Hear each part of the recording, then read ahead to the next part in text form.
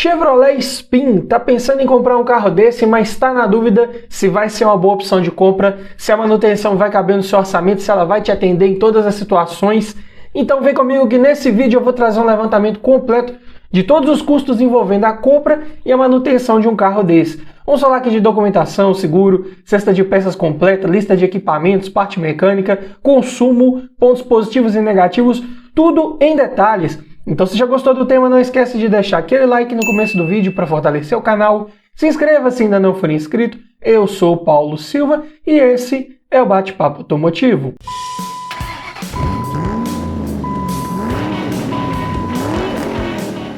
E a Spin aqui em análise é na versão LTZ top de linha com motor 1.8, 8 válvulas, flex, câmbio manual, ano 2015, 5 lugares. E vamos começar falando aqui dos custos envolvendo a compra de um carro desse. E todos os preços que eu disser nesse vídeo foram cotados em agosto de 2022.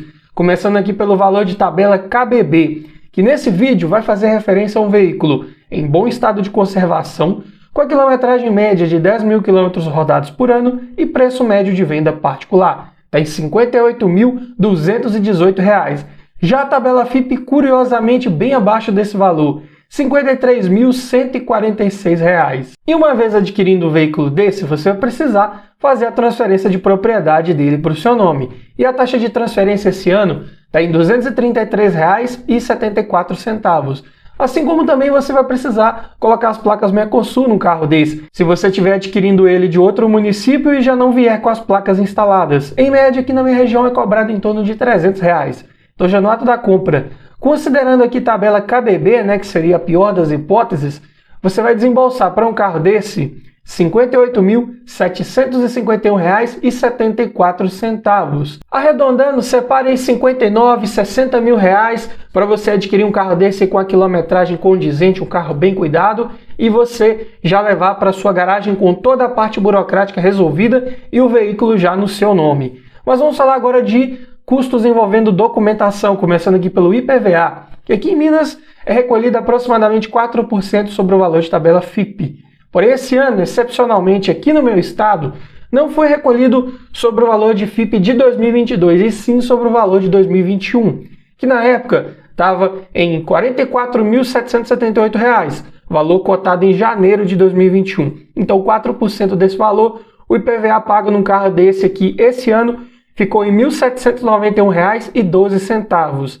Já a taxa de licenciamento, valor cobrado aqui também no meu estado esse ano, ficou em R$ 135,95. Seguro, considerando aqui uma média de 5% do valor de tabela FIPE, que eu costumo cotar aqui para os vídeos do canal, vai ficar em R$ 2.657,30. Mas tenha em mente que esse é um valor médio, que pode variar dependendo da sua idade, da cidade que você mora, do uso que você faz desse carro, ou se você já tem bônus de seguros anteriores que você já tenha feito ou não. Então, para a sua realidade, o valor de seguro ele pode ser maior ou menor. Falando agora em depreciação, peguei o valor dele de tabela cotado há 3 anos atrás, ou seja, em agosto de 2019. Na época, esse carro estava avaliado em R$ 46.684. Diminuindo do valor de tabela atual e dividindo por 3, ele teve uma inflação média por ano nos últimos 3 anos de R$ 2.154, em percentual dá 4,05%. Para a categoria aí, das minivans, eu diria que teve uma inflação, uma valorização, entre aspas, até bem expressiva. É uma das mais procuradas aí do segmento, então não poderia ser de outra forma, não é? Mas, somando aqui toda a parte de documentação, seguro e descontando essa inflação que esse carro teve no seu preço, é um carro que vai te custar por ano R$ 2.430,37. Isso dá por mês R$ 202,53. Mas tenha em mente que, se nos próximos meses, nos próximos anos, os preços de carros continuarem caindo como começou a cair levemente agora nos últimos 2 a 3 meses aí, muito provavelmente você comprando um carro desse agora e vendendo daqui a 2 ou 3 anos, você vai perder um pouco aí com a questão da desvalorização. Então, você vai ter que somar os custos de documentação e seguro, o valor que ele der de depreciação para você saber realmente quanto aquele carro te custou por ano. E muito provavelmente esse valor vai ser um pouco maior do que esse que está aparecendo aí para você. É algo para ficar ligado.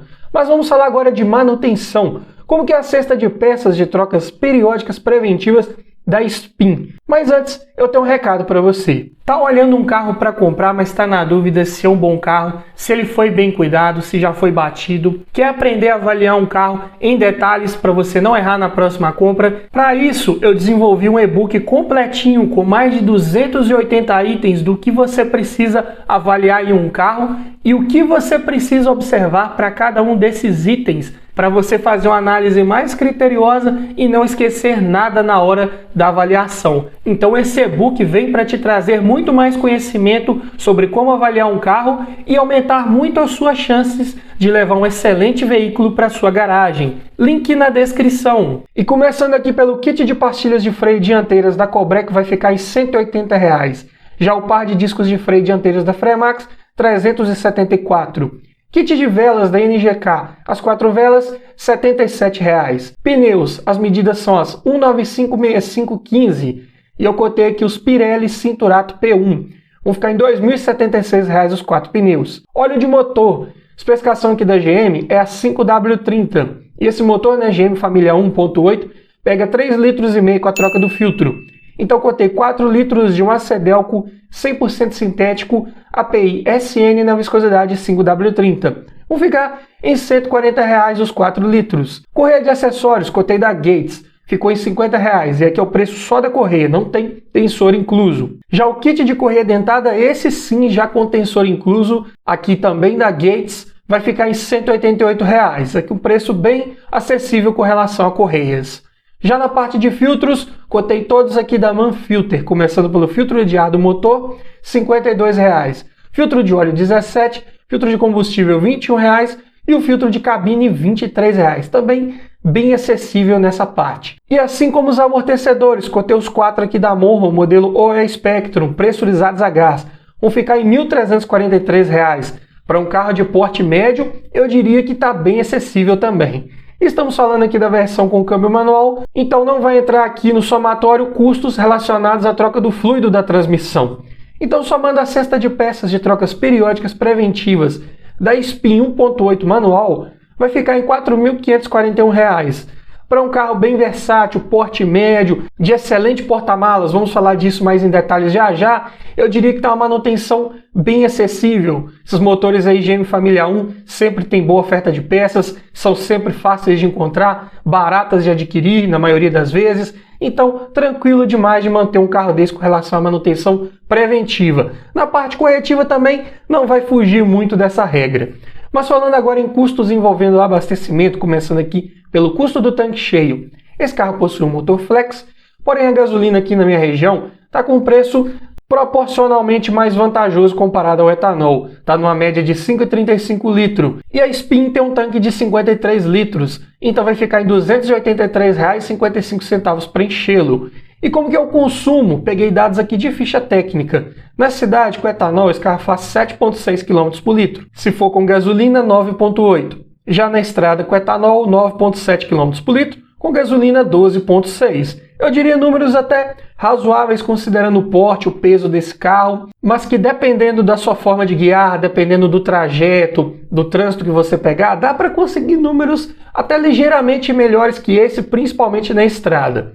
Mas ainda falando em dados de ficha técnica, agora na parte de autonomia, na cidade com um tanque cheio de etanol, esse carro pode rodar 403 km. Se estiver abastecido com gasolina, 519.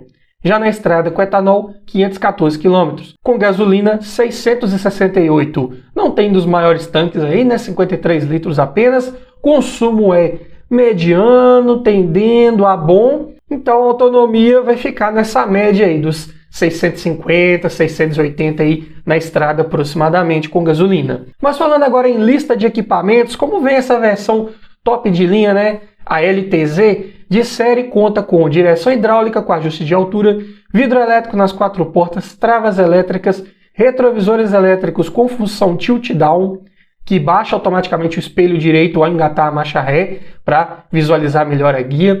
Além disso, conta com alarme, rodas de liga leve, ar-condicionado, computador de bordo, duplo airbag frontal e ABS, faróis e lanternas de neblina e sensor de estacionamento traseiro. E não tem nenhum opcional disponível nessa versão, já vinha tudo de série, a não ser a terceira fileira de bancos, né, que seria a opção de 7 lugares da Spin. E na parte de entretenimento vem aqui com a central multimídia MyLink de primeira geração, com as conexões USB, Bluetooth e comandos no volante. Eu diria que para o ano do carro, comparado com alguns de seus concorrentes, ele fica devendo um pouco em equipamentos. Mas falando agora em parte mecânica, conhecidíssimo motor GM Família 1, disponível em uma série de veículos da linha Chevrolet. Motor de comando simples no cabeçote, acionado por correia dentada, de 106 cavalos na gasolina e 108 no etanol, a 6.400 RPM, torque de 16,4 kgfm na gasolina e 17,1 no etanol a 3.200 RPM. O torque até que ele vem num giro adequado ainda, né? Estamos falando aqui de 2 válvulas por cilindro, é o mínimo que se espera, né? E para uma minivan considerada até um pouco leve, 1.202 kg, não é das mais pesadas. Ainda assim, a relação de peso-potência ficou em 11,1 kg por cavalo e o 0 a 100 em 10,6 segundos.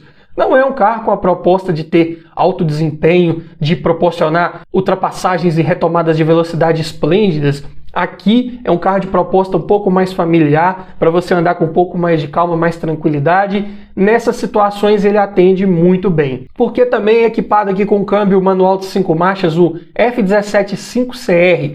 Aqui as relações de marcha são um pouco mais encurtadas, justamente para compensar essa falta de potência e torque. Então, por um lado, acaba sendo bom, não deixa esse carro ficar muito fraco em determinadas situações, porém, em velocidades de cruzeiro, em velocidades um pouco mais altas, o consumo de combustível vai tender a ser um pouco mais elevado também. Suspensão simples McPherson na dianteira, eixo de torção na traseira, nada de muito complexo, muito exagerado aí com relação a preços de peças também. Sistema de freios, disco ventilado na dianteira e tambor na traseira, da mesma forma aqui, e assim como assistência da direção hidráulica convencional, rouba um pouquinho mais de potência do motor, mas se precisar fazer uma manutenção corretiva não vai ser das mais caras.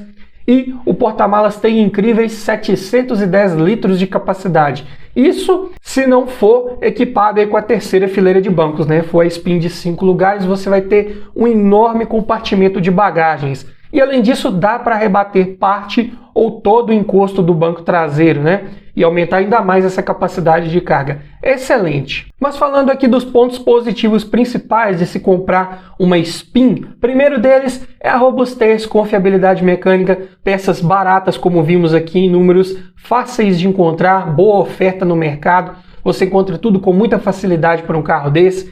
Acabamento, espaço interno são bons. Os materiais ali empregados ali no painel, por exemplo, tem uma qualidade um pouco melhor quando comparado com o Onix, com o Prisma, o que já é um ponto positivo. Além disso, ótimo espaço interno para adultos ali no banco de trás. Porta-malas também, como vimos aqui em números, excelente.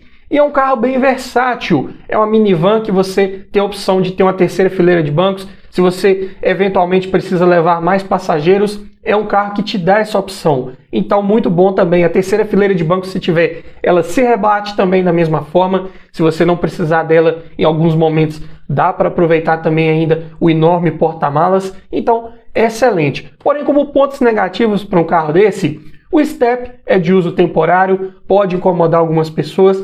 Falta ajuste de profundidade da coluna de direção, o que pode dificultar um pouco ali o motorista encontrar a melhor posição ao guiar. Além disso, falta também ponteiro de temperatura do motor, que eu considero importante que tem em todos os carros. O consumo de combustível ele é apenas ok. Se você resolver pisar com um carro desse, vai gastar mais combustível, infelizmente não tem jeito.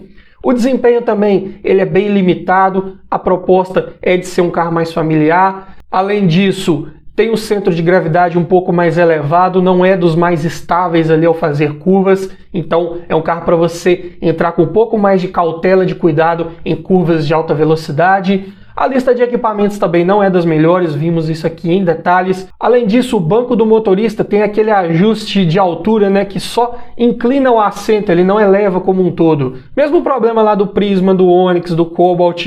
Então aqui para você encontrar a melhor posição de guiar novamente, não vai ser das tarefas mais fáceis. E ele também tem uma coluna A mais larga, pode prejudicar um pouco a visibilidade ali em cruzamentos, em algumas situações de ultrapassagens, o que não é legal. Mas me diga você, frente a toda essa análise feita, você levaria uma Spin para sua garagem?